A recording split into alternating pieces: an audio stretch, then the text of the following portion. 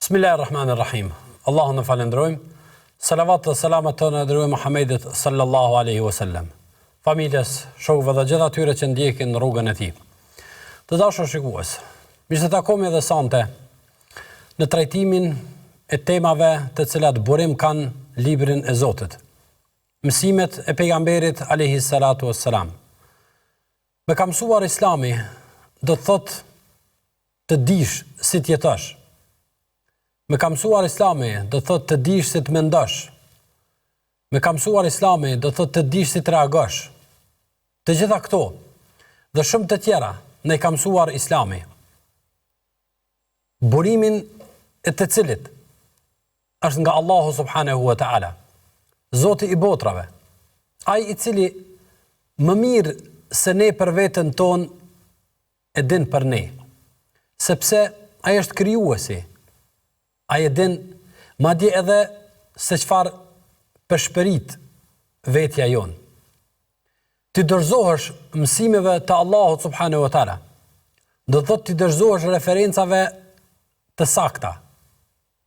Ti dorëzohesh mësimeve të Allahut subhanahu wa taala, do thotë ti dorëzohesh një shkolle e cila në fund diplomën të cilën do ta jap është e garantuar se do të cilë dobi në këtë botë dhe shpëtim në botën tjetër.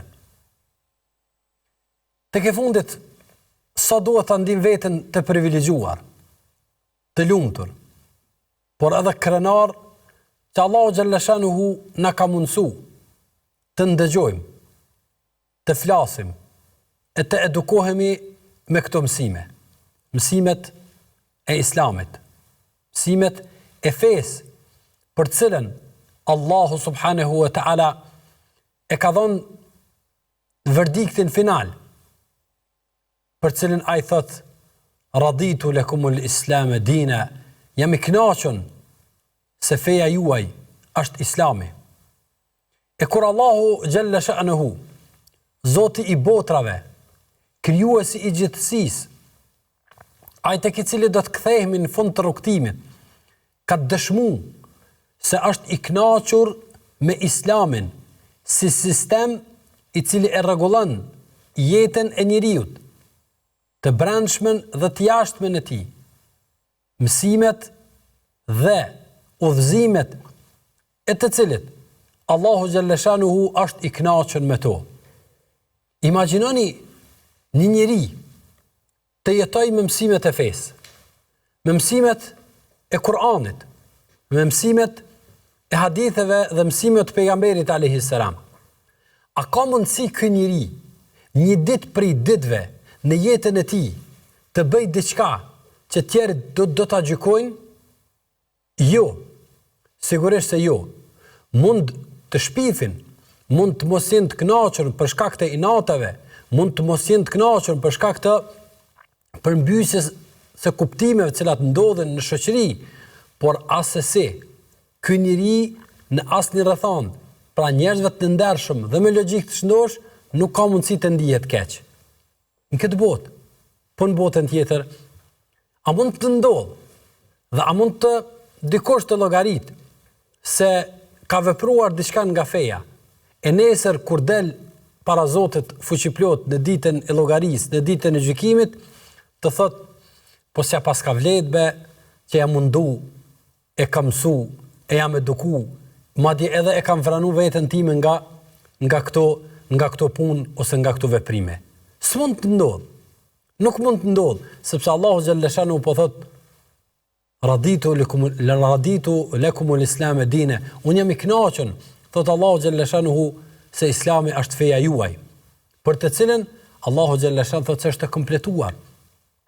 Është e përkryer dhe gjithçka i duhet njeriu në rrugtimin e tij, në jetën e kësaj bote dhe në lënien gjurmë prapa vetes, por edhe në punë të cilat i deponon për Allahu subhanahu wa taala, Allahu subhanahu wa taala po thotë se janë të përkryera si mësime dhe krejt që kanë mbetet neve pastaj është zbatimi i tyre në detaje, në përpikmëri për të nxjerrë më të mirën nga ato të cilat e besojmë, e flasim dhe e veprojmë.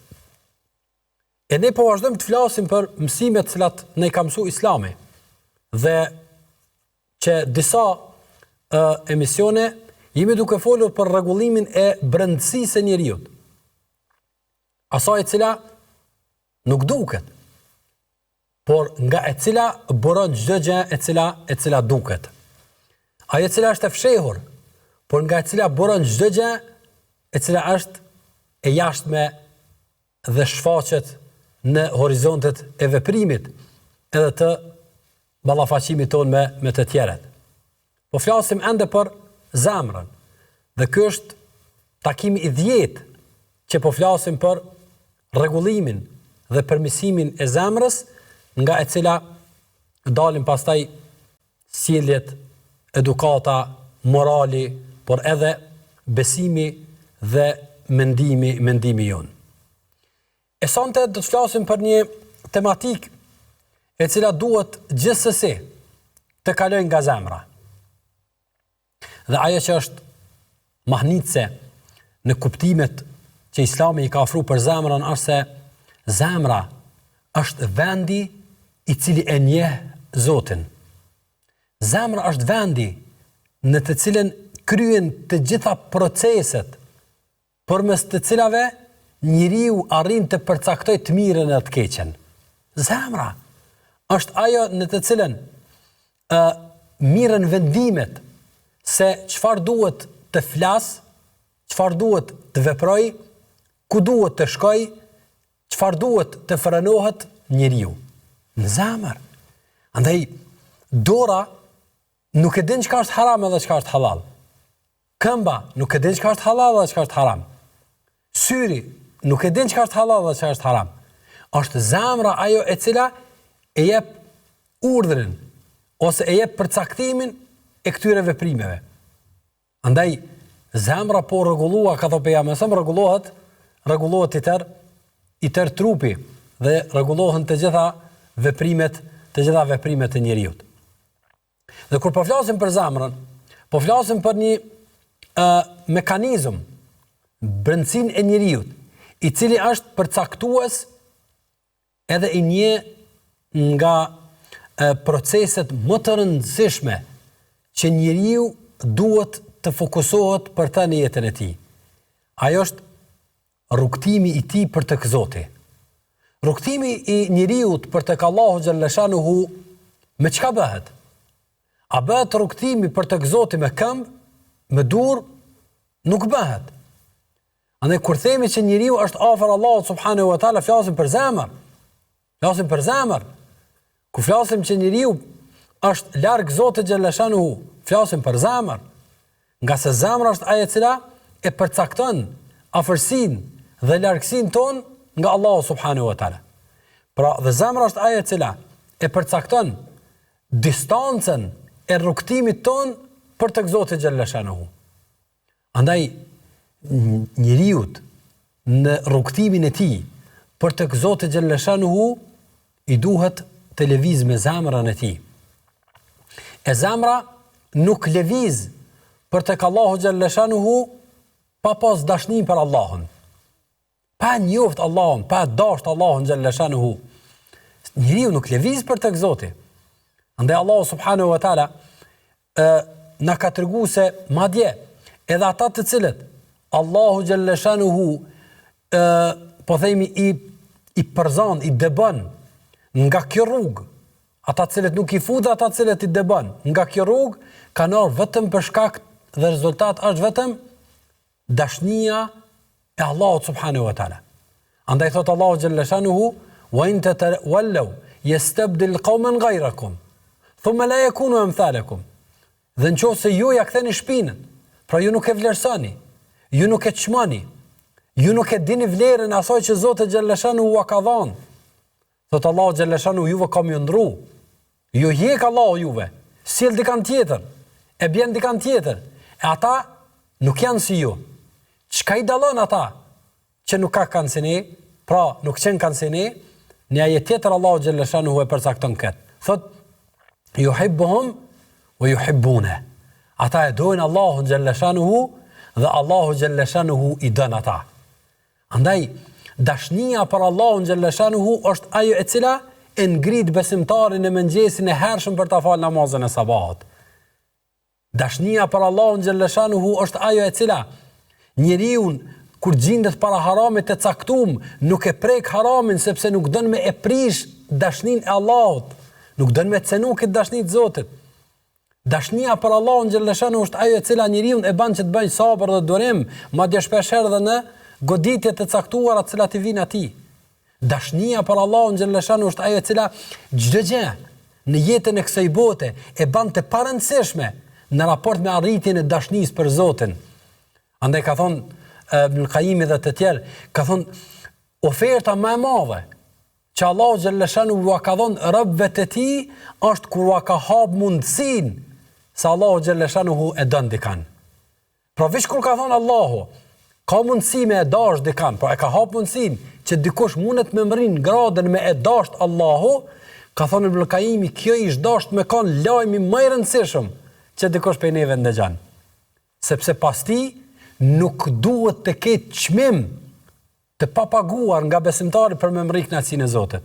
Dhe nuk duhet të ketë kënaqësi, çfarë do qoftë ajo, qoftë është gjëna e cila e cënon dashninë e Allahut subhanahu wa taala.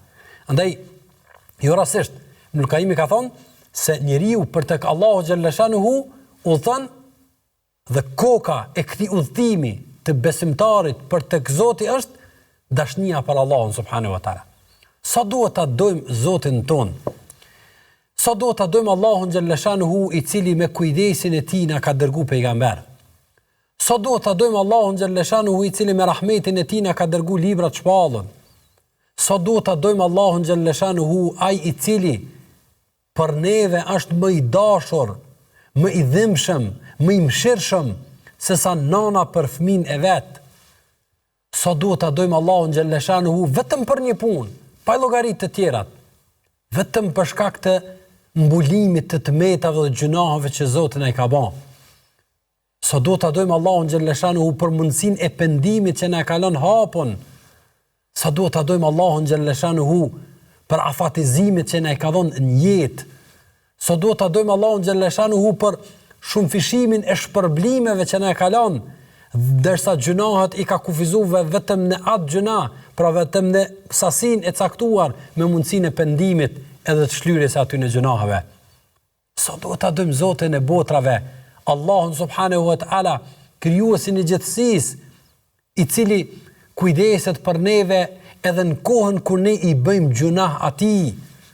Andaj sa madhështor është përshkrimi dietarëve kur kanë thonë o robi i Zotit, ti mbyll derën që ti bëjsh gjunah Allahut subhanahu wa taala, e Allahu nga vrimat e qelësit të derës ose nga vrimat e nënderës e fut ajrin që ti të mos ngulfatesh. Ky është Zoti. Ky është Allahu subhanahu wa taala. Ky është ai i cili e ka përshkruar se rahmeti dhe mëshira e tij janë të pakufishme. Bujaria e tij është e gjerë. Ky është Zoti jon, cilin duhet ta dojmë shumë, e për cilin duhet në zemrat tona ta kuptojmë se kush duhet të jetë lideri i pazavendësueshëm i zemrave tona.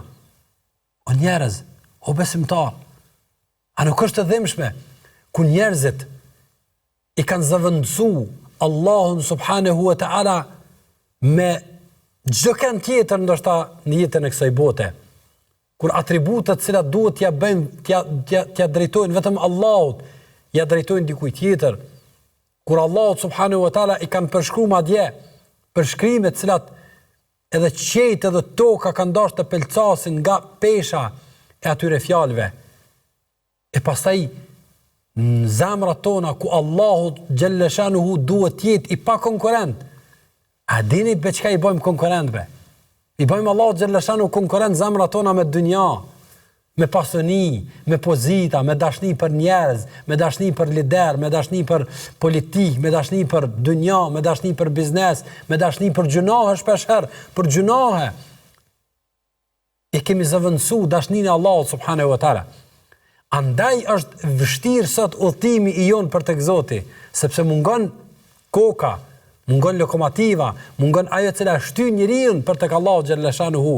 Andaj imagjinoni një njeri i cili gjatë tërë jetës së tij asnjëherë këmba e tij nuk ka shtu futur në xhami. Ku ka mbet dashnia e tij për Zotin? Imagjinoni dikant i cili gjatë tërë jetës së tij njëherë nuk i ka ngrit durët nalt, me bë dua Allahu xhalashanu me madhnu Zotin. Çfarë pretendimi është dashnia për Zotin xhallashanuhu?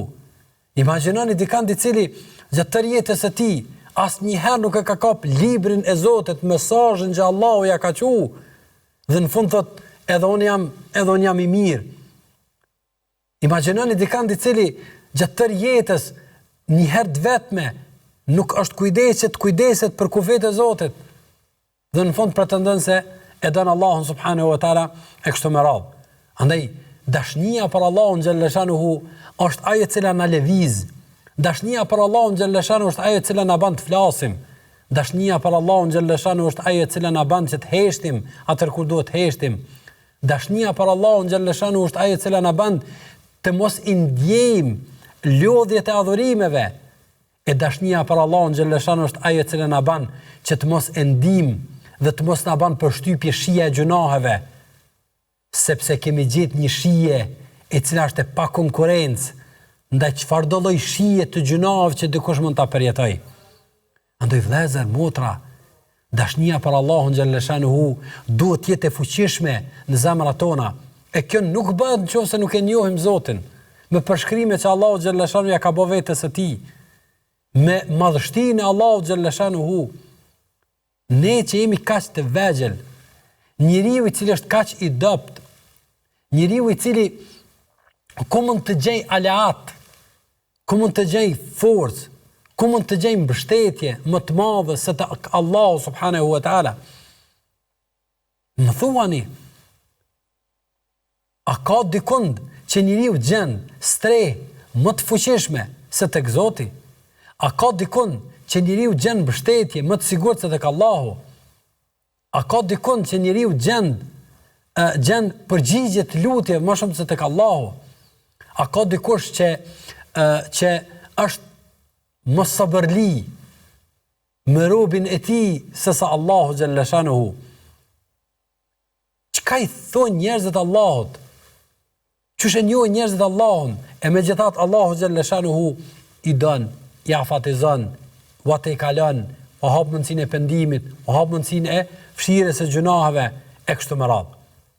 Andaj Ibn Qayyimi pra ka bërë këtë përshkrim mahnetës duke u bazuar në argumentet e pafundme kuranore e të mësimeve të pejgamberit alayhis salatu wassalam, pra kur e ka përshkruar se udhëtimi për tek Allahu subhanahu wa taala, ka thënë Ibn Qayyimi, është sikur udhëtimi i një zogu. Zogu fluturon me 3 elemente kryesore. Pra është koka, ajo cila e mban drejt pëshimin, dhe e çon hapësirën në destinacionin e kërkuar dhe të synuar. E pastaj janë edhe 2 ndihmesat e domosdoshme të lëvizjes së njeriut, pra për tek Zoti në përshkrimin që i ka bërë Ibn Qayyimi për ngjasimin me zogun, e që janë 2 krahët. E 2 krahët në këtë rast, kur po flasim për zemrën dhe udhëtimin e saj për tek Zoti, janë frika dhe shpresa. Janë frika dhe shpresa, të cilat janë të domosdoshme, prezenca e tyre në raport me udhëtimin e besimtarit. Por ajo që thamë është baza e krejt udhëtimit ton për tek Zoti, është dashnia jon për Allahun subhanahu wa taala, e pastaj 2 krahët të cilët e shtyn dhe e mbajnë balancin dhe e mbajnë drejtpërshimin, edhe që të mos fundoset, por edhe të lëviz, janë shpresa dhe frika se si i ka trajtu Kur'ani dhe si i ka trajtu pejgamberi alayhi salatu vesselam shpresën dhe frikën dhe cili është roli i shpresës dhe i frikës në zemrën e besimtarit dhe cili duhet të jetë balanci i shpresës dhe frikës, a ndodhin shpesh herë përmbysje dhe fundosje për shkak të keqkuptimeve të shpresës dhe të frikës. Do të shohim në pjesën e dytë të këtij trajtimi pas një pauze të shkurtër.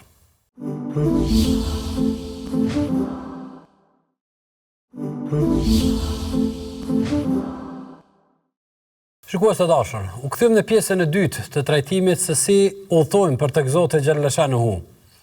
Dhe thamë se zemra për tek Allahu subhanahu wa taala udhton me dashurinë ndaj Zotit.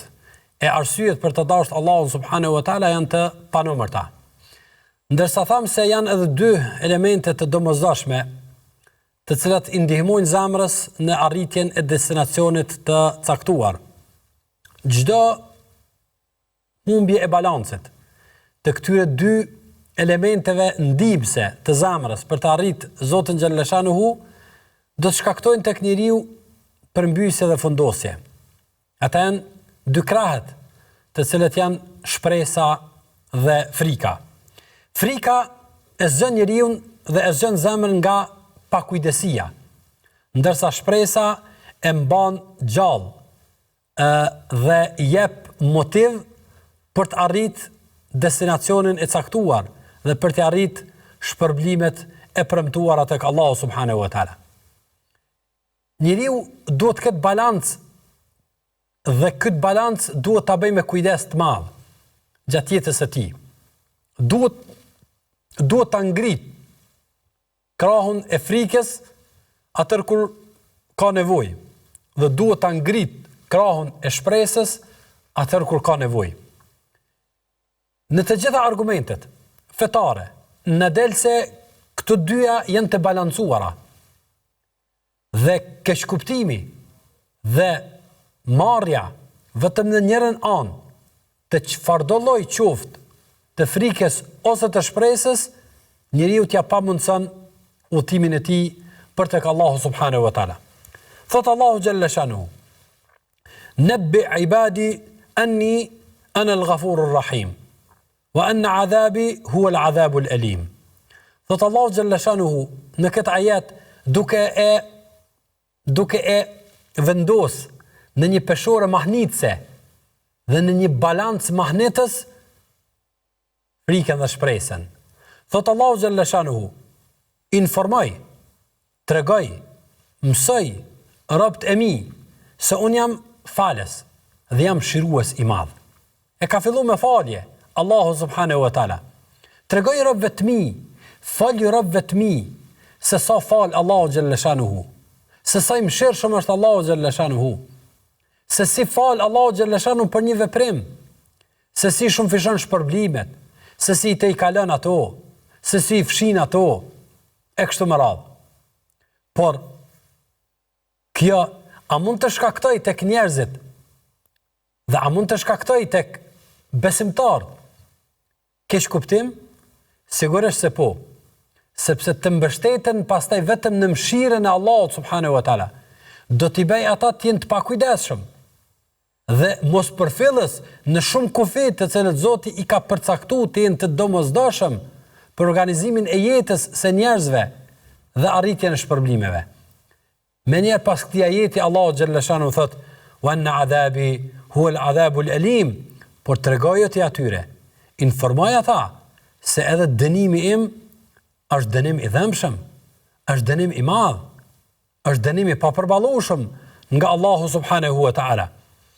Ndërsa në ajetin tjetër Allahu xhalla shanu thot, duke i përshkruar pejgambert e Allahu xhalla shanu e duke i përshkruar robët e tij të mirë, thot: "Yed'una rabbahum khawfan wa tama'a." I lutën Allahu xhalla shanuhu. Pra i nënshtrohen Allahu subhanahu wa taala. E lusin Allahu subhanahu wa taala mes dy gjendjeve. mes dy gjendjeve. Ajo është khaufen u tamaa, nga frika dhe nga shpresa dhe dëshira për me mri shpërblimet e Allahut subhanahu wa taala. Ajetet cilat flasin dhe e bën këtë balans sigurisht se janë të shumta. E besimtari e bën balancin e jetën e tij dhe e kupton se në jetën e tij i nevojitet në momente të caktuara që ta ngrit krahun e frikës, sepse përmes frikës do të kujdeset, do të ruhet dhe nuk do të shkel aty ku nuk duhet të shkel. Nuk do të lën mangu aty ku nuk duhet të lën mangu. Nuk duhet të mungoj aty ku nuk duhet të mungoj, ku duhet të jetë prezent, e kështu me radhë.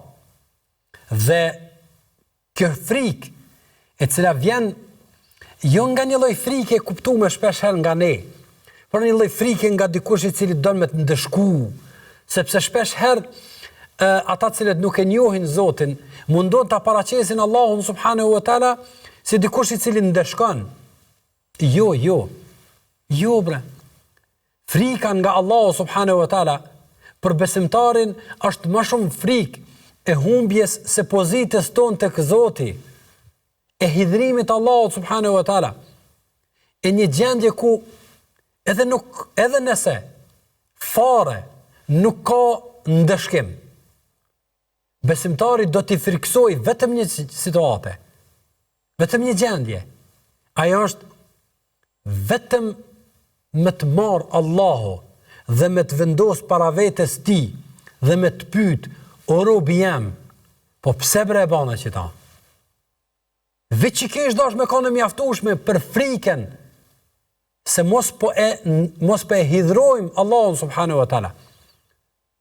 Mos po e humbim pozitën tonë tek Zoti. Mos po arrim në situatën e nëndletësimit të Allahu subhanahu wa taala. Falamma azagha Allahu qulubahum. Besimtari friksohet se mos po ndodh neglizhenca në zemrat tona, e Allahu xhalleshanu asnjë dëshkim mos me ta dhon, veç me të lënë Allahu xhalleshanu është e mjaftueshme. A nuk është frikja? Që kjo është frika që besimtari e ka. Besimtari i friksohet një gjendje. Ajo është Allahu xhalleshanu me të lënë dhe me të harru. Jo se Allahu të harron, po të lënë Allahu xhalleshanu jashtë kujdesit ti. Kush ka me të ndihmu me të lënë Allahu? Kush ka me të mbrojt me të lënë Allahu? Kush ka me të përkra me të lënë Allahu? Andaj, Allahu subhanahu wa taala dhët nesullahe, fa nasi anfusahum, e kanë harru Allahun, e Allahu i ka ba me harru veten e tyne. Ata e kanë harru veten e tyne. A nuk ishin një njerë cilët e kanë harru veten e tyne? A nuk është frikja?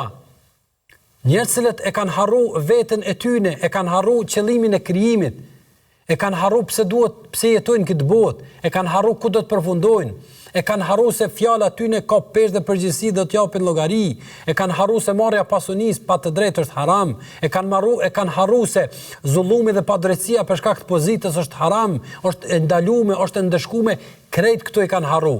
Që sajnë e tutët besimtari, se Allahu gjellësh, ata kanë harru Allahun, e Allahu i ka bo ata me harru veten e tyne. Që sajnë e tutët besimtari, para se mjë tut në dëshkimit, me zjarë ditën e gjykimit, e mjë tut me dënimit gjehnemit. Dhe kur po flasim për friken, s'po flasim për atë friken nga dikush i cili është zullumqar, i cili është i padrejtë, jo, nuk po flasim për atë lloj frike. Po flasëm për friken, mos po e humbim aleancën me Zotin. E ku kemi me shku pasaj? Po flasim, mos po e humbim pozitën me na i pranu Allahu punët, e ku kemi me shku pasaj? Po flasim për dënimin që Allahu xhalleshanu e ka përgatit për ata cilët arrin këto grada, arrin këto deregje. Dhe kjo është frika. Andaj Allahu xhalleshanu kështu thot besimtarët i friksohen Allahut. Andaj besimtari nëse jeton me këtë frikë, a ka mundësi me bë diçka që Zoti është i dhëruar me ta? A ka mundësi me kon mangu dikon? A ka mundësi me shkel dikun ku nuk duhet? e ku nuk është e pranueshme.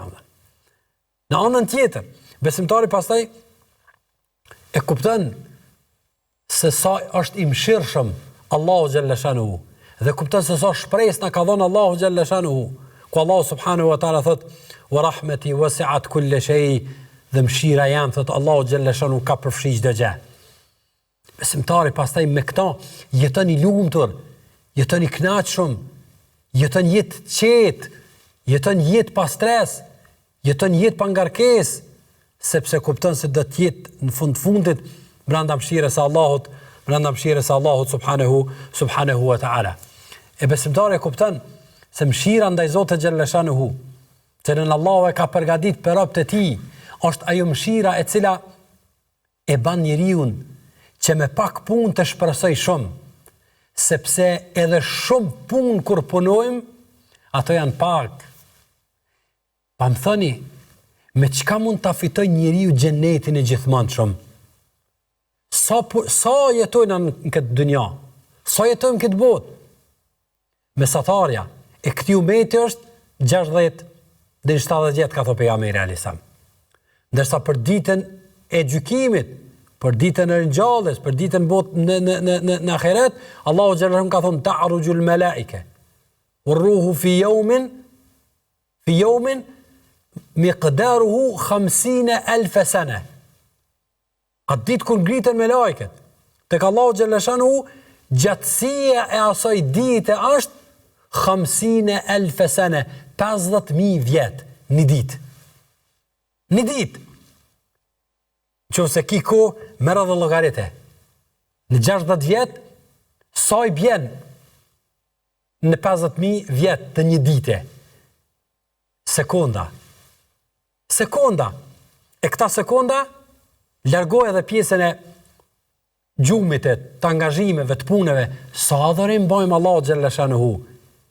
A me këtë punë cilën po e bëjmë, shpreson dhe bendojmë se e fiton xhenetin, po është mëshira Allahut. Mëshira. Dhe besimtari e mban zemrën e tij gjallë për shkak të mëshirës së Zotit, jo për shkak të punëve që të bën. E pastaj edhe ato adhurime që i bëjmë, secili prej neve din se me çfarë gjendje i bën, çfarë situate i bën, me çfarë përkushtimi i bëjmë kështu me radhë. Andaj neve na mban gjallë shpresa në mëshirën e Zotit, jo shpresa në punën tona. Dhe kjo është determinuese në zemrën tonë për tek Allahu xhalla shanuhu. Dhe shpresa në ato që Allahu xhalla shanuhu e ka premtuar, e cilën Zoti xhalla shanuhu me rahmetin e mëshirën e tij do t'ua jap besimtarëve të tij, është e pakufeshme. Ajo pastaj e bën që asnjë njeri të mos i mbyll dyert e pendimit, të mos ketë mendim të keq për Zotin, të mos mendoj se ka ardhur fundi, sepse të gjitha këto Allahu xhalla shanuhu i tejkalon për ata të cilët e kanë kuptuar për shkak të frikës atje, dhe ajo frikë i ka shtyr drejt shpresës tek Allahu subhanahu wa taala. Andaj dietarët e hershëm kanë thonë se ky balans pra mes frikës dhe shpresës është përcaktues në qëndrueshmërinë e besimtarit në rrugtimin e tij drejt Allahut subhanahu wa taala. Andaj ka thonë Hasan al-Basriu, besimtari bashkon mes frikës edhe shpresës, ndërsa hipokriti ka thonë bashkon mes gjunahit edhe sigurisë. Pra, besimtari e bën bashk frikën dhe shpresën, po shpreson edhe friksohet Allahu subhanahu wa taala, ndërsa munafiki ka thonë dhe hipokriti i bën bashk mes gjunahit edhe sigurisë që ai e ka.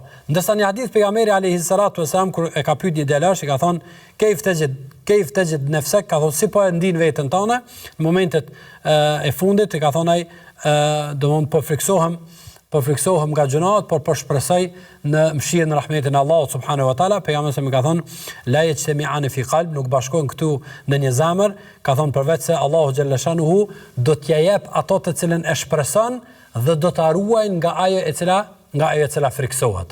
Pra do t'ja jep ato të cilën e shpreson, e që është mëshira, dhe do ta ruajnë nga ajo e cila friksohet, e që është frika.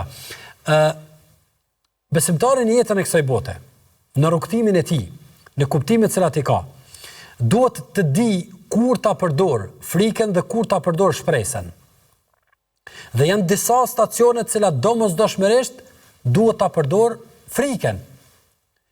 Para gjunahit duhet ta përdor frikën. Para mos kryerjes së urdhave të Allahut duhet ta përdor frikën. Po frikën, madje frikën e madhe. Sepse pejgamberi alayhi salatu wasallam ka thonë, ati cili ka hub një namaz i kindis, ka thonë është sikur me hub familja dhe pasunia. E para namazit i kindis, besimtari nuk guxon mos me e mendu këtë hadith. Pra në momentin e tundimit të tij të falet ose mos të falet. Në raport me pasunin e huaj, besimtari duhet të kujtoj të gjitha ato dënime të dhëmshme, cilat janë përgatitur për ata që prekin pasunin e huaj. Para prekjes së nderit të dikujt, duhet të kujtoj të gjitha ato dënime të dynjas së ahiretit, ndëshkime. Andaj kanë thonë, kujdes, se ai i cili e ka mëshirën dhe ka përfshi mëshira ti gjithçka, amon këtë dynja ka pru dëshkime të dhëmshme për prekjen e pasurisë, të nderit të kështu me radhë. Andaj para gjunaheve dhe para punëve të caktuara, besimtari duhet të aktivizoj frikën. Në kohën e forcës të energjisë së tij, për të vepruar punë caktuar duhet të aktivizoj frikën. Ky është krahi i frikës. Por në momentin që ky krah fillon të rëndohet dhe njeriu i duket se po ja merr anën, atëherë aktivizon krahun e shpresës. Krahun në cilin besimtari shpreson në mbulimin e gjunave, shpreson në faljen e tyre, shpreson në shumëfishimin e shpërbimeve të Allahut subhanahu wa taala, shpreson në derën e pendimit që Zoti ja ka lënë hapur e kështu me radhë. Këto pastaj ja shtojnë vullnetin, dëshirën, kënaqësinë që njeriu të ecë drejt Allahut subhanahu wa taala.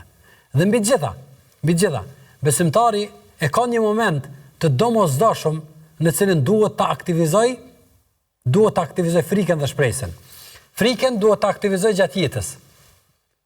Më shumë, ndërsa në momentin e fundit, por momentet e vdekjes, momentin e daljes nga kjo dynja, momentin ku i ofrohet takimi me Allahun subhanahu wa taala, duhet fuqishëm të aktivizoj shpresën dhe mendimin e mirë për Zotin.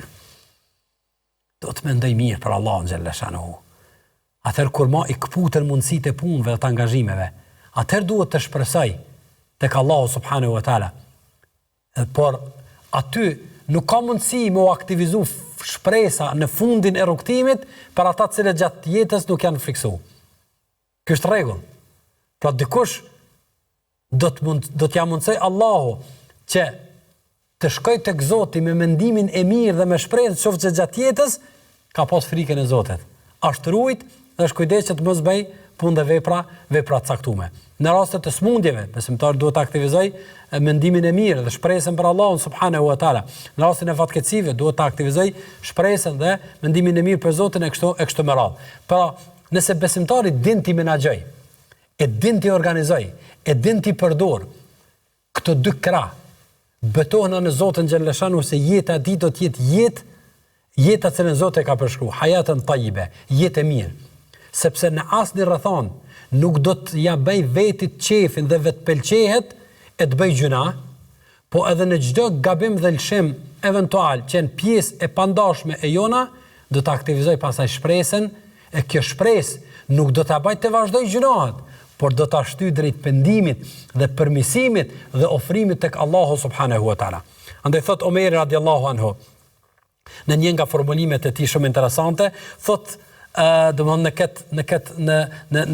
bashkimin mes këtyre dy gjendjeve, thot në qoftë se do të thirrej dikush në ditën e gjykimit dhe do të thuat se të gjithë njerëzit janë në xhenet përveç njerit, thot do të friksosha se unë jam ai. Pra këtu frika. Thot po edhe në të kundërtën, nëse do të thirreshin ose do të thirrej dikush, do të thirrte dikush se të gjithë njerëzit do të jenë në xhenem, përveç se njerit do të shpresoja se ai njeri do të jem unë. Dhe kjo është mahnice, sepse kjo të shtyn që të kujdesesh në maksimum në secilën gjendje që besimtari e kalon jetën e tij. Andaj frika dhe shpresa janë dy mekanizma të domosdoshëm të cilat duhet t'i posedoj zemra në rrugtimin e saj për tek Allahu subhanahu wa taala.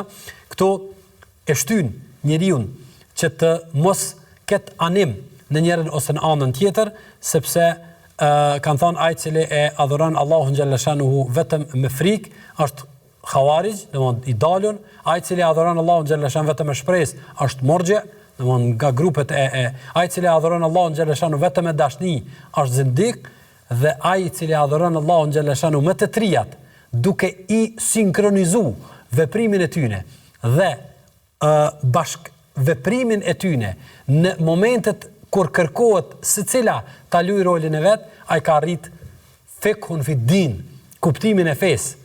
Nga se ne mendojmë se fik shpesh herë vetëm dispozitat. Jo. Me yuridillahu bihi khaira yufaqihu fi din. Thot pejgamberi ati që Allahu ja dën hajrin, ja mundson me mësu fen. E a ka mësim më të madh fes se sa kuptimi me çka shkohet tek Zoti. Si udhtohet për tek Zoti, çka duhet me pas për tek Zoti dhe cilat janë ato cilat na ndihmojnë në udhtimin ton për tek Allahu subhanahu wa taala. E sigurisht se zemra është ajo cila shkon udhton dhe i ofrohet Allahu xhalla shan, dhe ka thënë Allahu xhalla shanu illa man atallaha, kush vjen tek Allahu, pra e ka përmend shpesh ardhe tek Zoti me qalbin selim, me zemër shko tek Allahu xhalla shanu, e kjo zemër nuk ka me lëviz për tek Allahu xhalla shanuhu pa këto tri elemente: dashnia, frika dhe shpresa, të cilat po u funksionalizuan si duhet, pa asnjë dilem se do të na mundsojnë rrugtim të mirë, e a ka destinacion më të dëshiruar, a ka destinacion më të kërkuar, a ka destinacion i cili rrugën e bën më të lehtë se sa kur shkojmë me e taku Zotin e botrave. Allahu na mundsoft që në këtë dynja me taku Allahun xhalla shanuhu në namaz, me taku Allahun xhalla shanuhu në Kur'an, me taku Allahun xhalla shanuhu në dhikr, me taku Allahun xhalla shanuhu tek i varfri, me taku Allahun xhalla shanuhu ndihmë ndaj skamnorit, me taku Allahun xhalla shanuhu aty ku i falëm të tjerët, me taku Allahun xhalla shanuhu aty ku i braktisim gjunahat dhe ku i lëm për hir të Zotit. Këto takime të cilat i bëjmë këtë dynja me Allahun janë garancë se kemi me taku Allahun xhalla shanu në botën tjetër. Allahu na mundsoft në këtë dynja me i shiju ëmbëlsinë e këtyre takimeve, e me kulmu pastaj me takimin me Allahun subhanahu wa taala, takim i cili do të na bëjë me harru edhe të mirat e xhenetit. Allahu na boft rrezik e na boft nasib. Allahu subhanahu wa taala na pastrov zemrat tona e na mundsoft ato të udhtojnë për tek Zoti jon. Në takimin tjetër, los Allahun xhalla shanuhu që na ka mëshirë në rahmetin e tij.